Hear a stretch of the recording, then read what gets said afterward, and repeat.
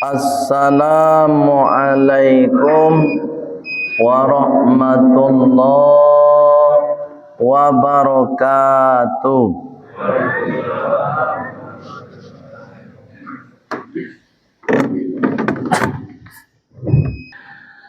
Alhamdulillahi rabbil alamin. Ashhadu an la ilaha illallah wa ashhadu anna Muhammadar Rasulullah. Allahumma salli wa sallim ala Muhammad wa ala alihi wa sahbihi ajma'in. Amma ba'd. Faya ibadallah inni usikum wa iyaya bitaqwallah faqad fazal muttaqun. Kama qala ta'ala fil Qur'anil Karim. Bismillahirrahmanirrahim. Ya ayyuhalladzina amanu taqullaha wabtaghu ilaihil wasilah wajahidu fi sabilihi la'allakum tuflihun. Wa qala aidan Bismillahirrahmanirrahim. La yanalallah luhumuha wala dima'uha walakin yanaluhu taqwa. Sadaqallahul azim. Saudara kaum muslimin jamaah Jumat yang insyaallah dimuliakan oleh Allah Subhanahu wa taala. Pada kesempatan Jumat ini khatib kembali mengingatkan kepada kita semua agar tetap istiqomah, memperkokoh keimanan dengan cara tetap istiqomah pula melaksanakan perintah Allah, dan diperkuat lagi dengan meninggalkan larangan Allah. InsyaAllah perintah terlaksana, larangan ditinggalkan, maka iman kita akan semakin kokoh. Jamaah Jumat ini muliakan oleh Allah Subhanahu wa taala. Hari ini kita berada pada tanggal 25 Dzulqa'dah, atau ada yang menyebut Dzulqa'dah. Jadi boleh kedua-duanya, Dzulqa'dah boleh, Dzulqa'dah juga boleh. Tak ada yang salah, artinya sama. Jamaah Jumat ini muliakan oleh Allah Subhanahu wa taala. Dzulqa'dah itu punya arti. Dan kenapa Allah posisikan sebelum bulan Dzulhijjah? Dzu itu artinya memiliki. Al-qa'idatu artinya duduk. Maka maksudnya Dzulqa'dah bulan yang memiliki tempat duduk. Makna tersiratnya jamaah Jumat, kalaulah seseorang sudah memiliki tempat duduk, berarti orang tersebut sudah ada persiapan. Contoh, jamaah Jumat sekarang sedang duduk di tempatnya masing-masing. Artinya apa? Jamaah Jumat sudah siap Siap apa? Siap mendengarkan khutbah. Itu namanya Dzulqa'dah. Terus apa kaitannya dengan bulan Dzulhijjah? Jamaah Jumat yang dimuliakan oleh Allah Subhanahu wa taala, makna tersiratnya adalah bulan Dzulqa'dah ini adalah bulan orang-orang yang sudah mempersiapkan diri untuk menyambut bulan Dzulhijjah. Kenapa dipersiapkan? Karena di bulan Dzulhijjah ada dua ibadah yang harus dipersiapkan dengan materi dan moralnya. Apa ibadah pertama? Satu, ibadah haji. Ibadah haji harus ada persiapan materi. Kita tak bisa dengan mudah melaksanakan ibadah haji tanpa materi yang cukup.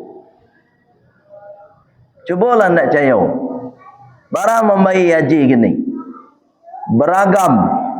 Sampai ratusan juta. Tak usah haji, umroh. Umroh juga beragam. Dan semuanya membutuhkan uang.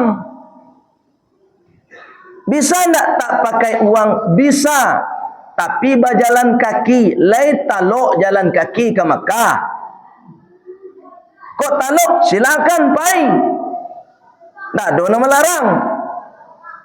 Tapi ada kendala-kendala, ada kesulitan-kesulitan dalam perjalanan kita menempuh tujuan itu. Itu makanya Dzulqa'dah. Jamaah Jumat yang dimuliakan oleh Allah Subhanahu wa taala. Dan ternyata ibadah haji itu jamaah Jumat tak cukup pula dengan persiapan materi semata. Harus matang pula persiapan moral. Bakok bisa terjadi jamaah haji tiba di Makkah nyogilo. Bakok terjadi jamaah haji tiba di Makkah nyopai malala saya nak tentu arah.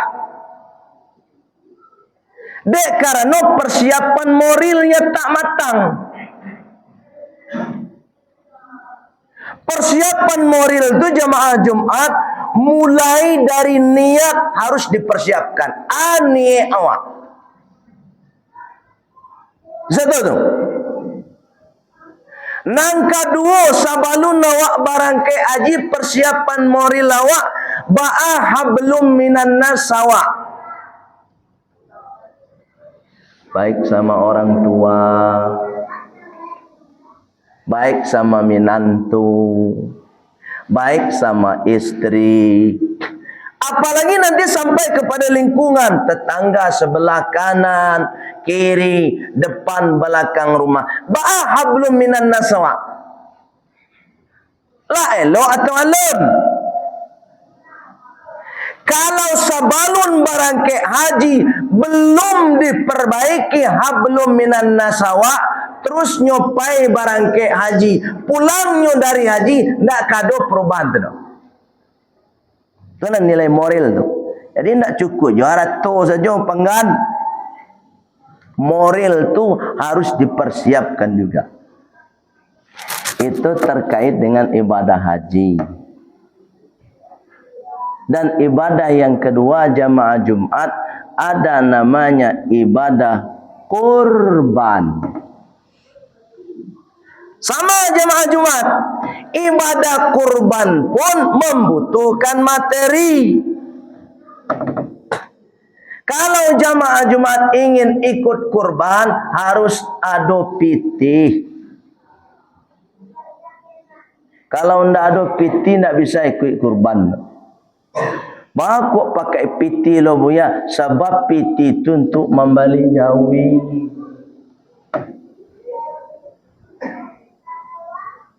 Di sini ada pesan untuk kita semua. Ternyata beribadah pun membutuhkan harta.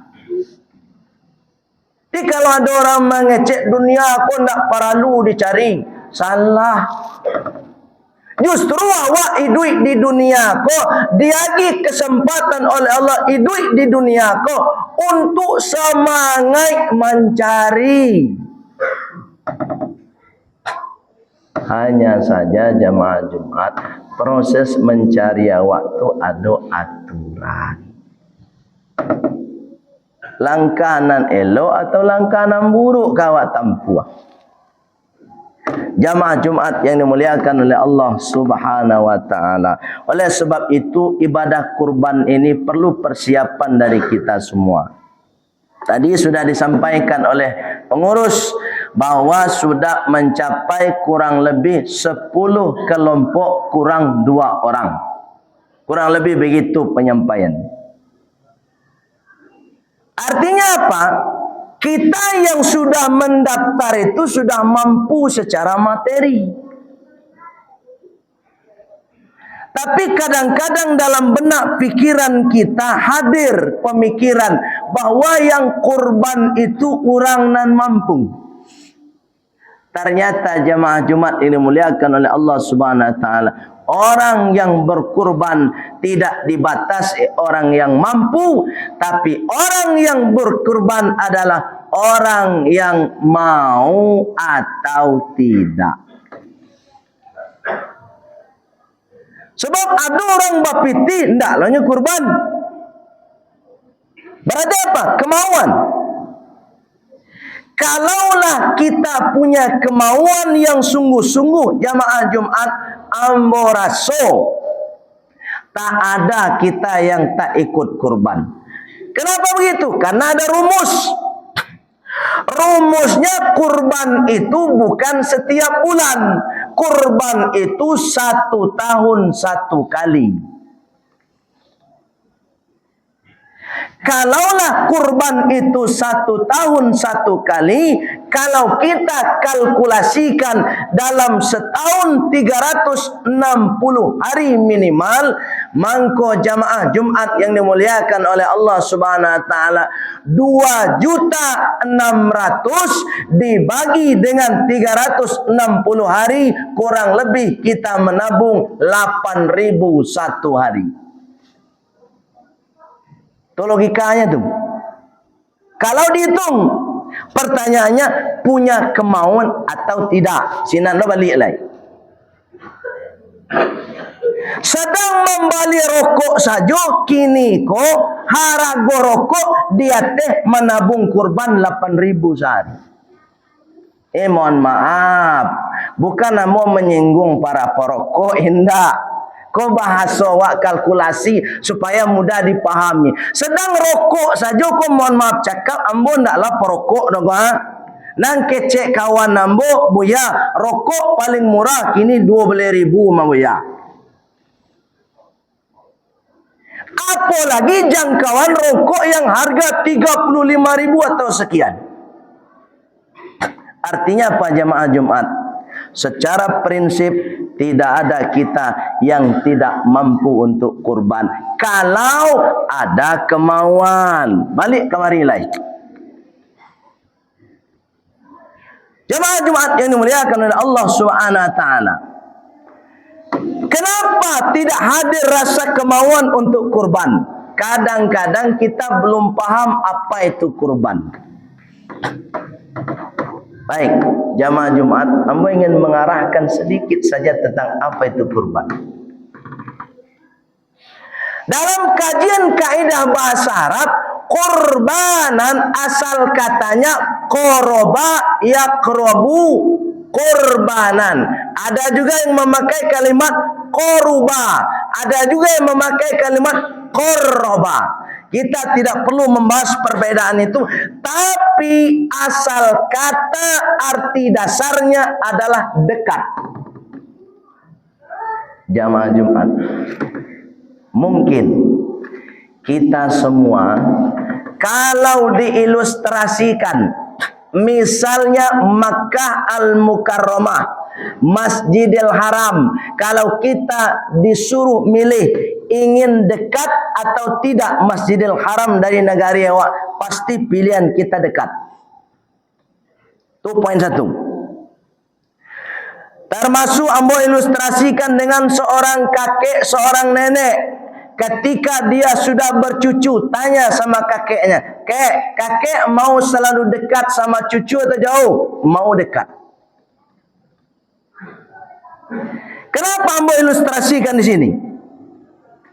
Karena secara prinsip hukum, kalau ada kedekatan, maka di situ akan muncul kemudahan.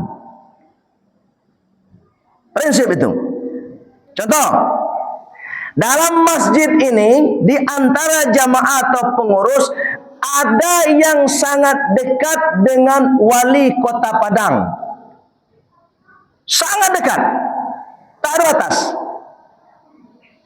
Kemungkinan besar orang tersebut bisa dengan mudah mengundang Pak Wali Kota datang ke masjid ini. Kenapa? Karena ada hubungan emosional yang dekat. Artinya apa jamaah Jumat? Orang yang ikut berkurban itu adalah orang yang berproses dia mendekatkan dirinya kepada Allah, dan dengan ikut kurban itu maka Allah jaminkan baginya kemudahan. Ini mohon maaf nih jamaah Jumat yang sudah daftar kurban itu, berarti jamaah Jumat sudah membuka pintu kemudahan. Pintu kemudahan apa Buya? Pintu kemudahan rizki. Dan mohon maaf cakap nih, bagi yang mampu, kan tahu dirinya dia mampu atau tidak itu, tapi dia tak mau ikut kurban, berarti dia dengan sendirinya mengatakan kepada Allah, ya Allah, tutup pintu kemudahan. Oleh sebab itu jemaah Jumat yang dimuliakan oleh Allah Subhanahu wa taala, yakinkan diri kita, niatkan diri kita untuk ikut kurban, dan yakinkan dengan seyakin-yakinnya dengan berkurban hanya 2 juta sekian itu, insyaallah rasaki jamaah Jumat akan dimudahkan oleh Allah Subhanahu wa taala. Dan tidak hanya itu jamaah Jumat, kalaulah kita ingin mengkaji nilai kurban itu, maka insya Allah kelak di yaumil qiyamah bukan hanya sekedar harta yang ditukar diganti oleh Allah Subhanahu wa taala, tapi kelak di yaumil qiyamah orang yang berkurban akan mendapatkan syafaat, akan mendapatkan pertolongan.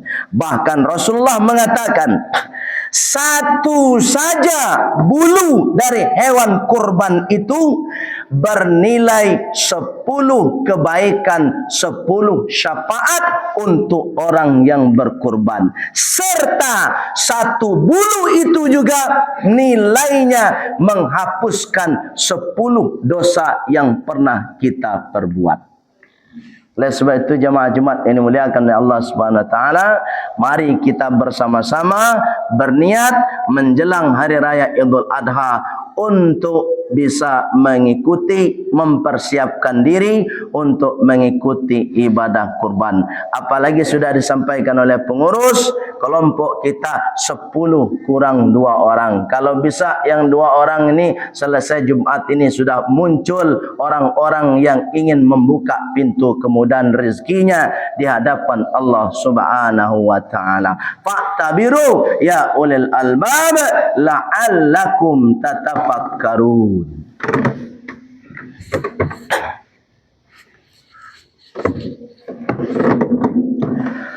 Alhamdulillahi Rabbil Alamin. Ashhadu an la ilaha illallah wa ashhadu anna Muhammadar Rasulullah. Allahumma salli wa sallim ala Muhammad wa ala alihi wa sahbihi ajma'in.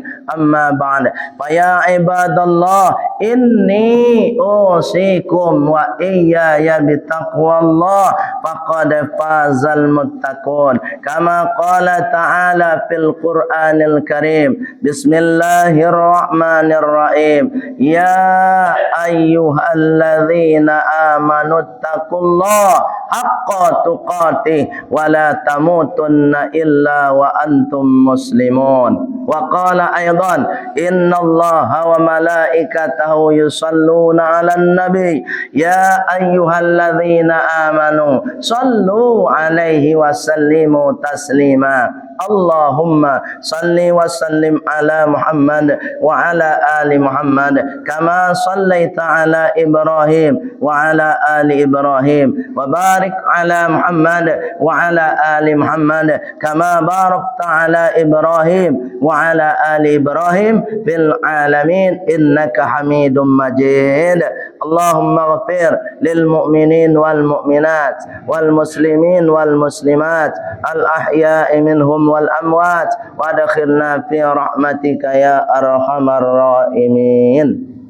Rabbana atina fid dunya hasanah wa fil akhirati hasanah wa qina adzabannar walhamdulillahi rabbil alamin.